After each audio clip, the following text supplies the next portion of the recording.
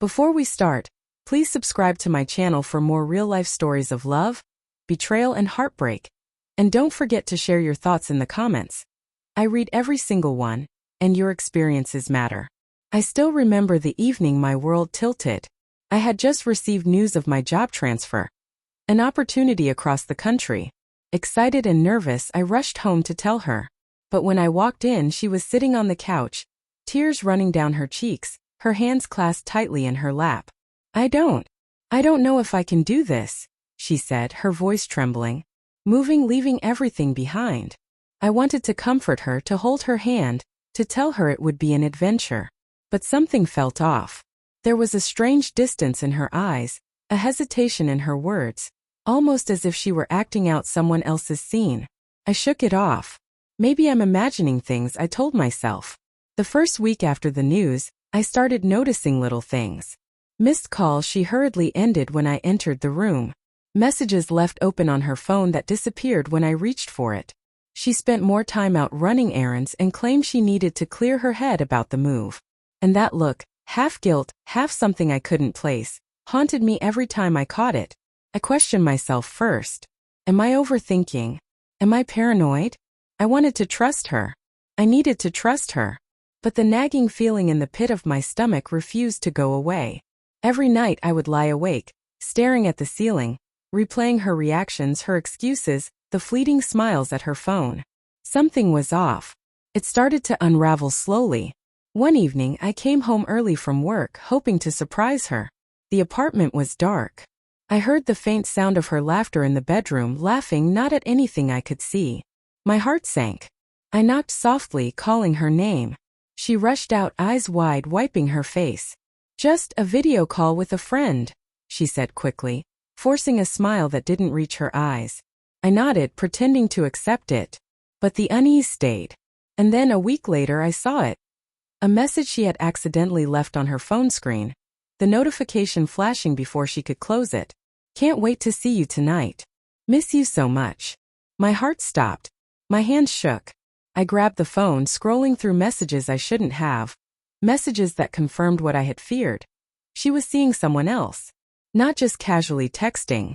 This was intimate, deliberate, and hidden from me. My wife, the woman I had built a life with, was having an affair.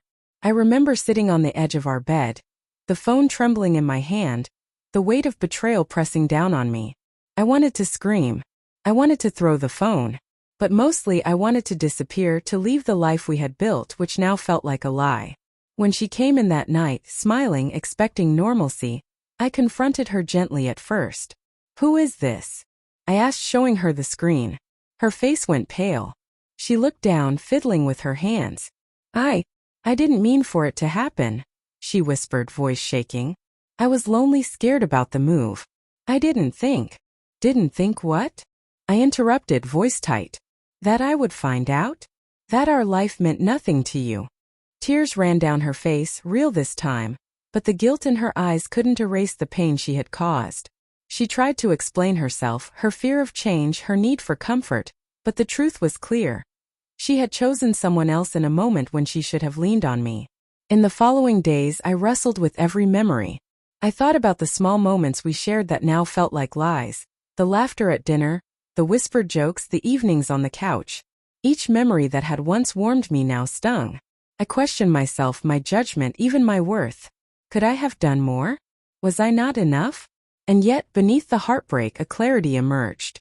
I realized that love without trust is fragile, easily broken, and that I had to protect myself. I couldn't stay in a life where betrayal was hidden behind tears and excuses. I had to make a choice, not out of spite but out of self-respect. The turning point came when she tried to justify her actions. She wanted to stay, wanted forgiveness, wanted to rebuild. I saw her remorse, the tears, the apologies. She wasn't a villain. She was human, flawed, and scared. But I also saw my own worth, the need to stand firm, to choose myself over a life built on lies.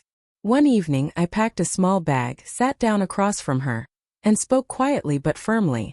"I love you," I said, "but I cannot continue in this. Not with this betrayal, not with this secret life. I have to step away. I need to heal, and I need to be true to myself." She cried, begged, tried to explain. but I held my ground. In that moment, the decision felt like cutting a part of myself away, but I knew it was necessary. Walking away didn't erase the love I had for her. It honored it by refusing to accept dishonesty. In the weeks that followed, I focused on rebuilding myself. I returned to my routines, reconnected with friends, and allowed myself to grieve fully. The pain lingered, of course it still does, but it was a pain that transformed into understanding, self-respect, and strength. I realized that betrayal doesn't just break trust. It forces you to confront your own values, your own boundaries, and your own strength. Choosing yourself isn't easy, but it's essential.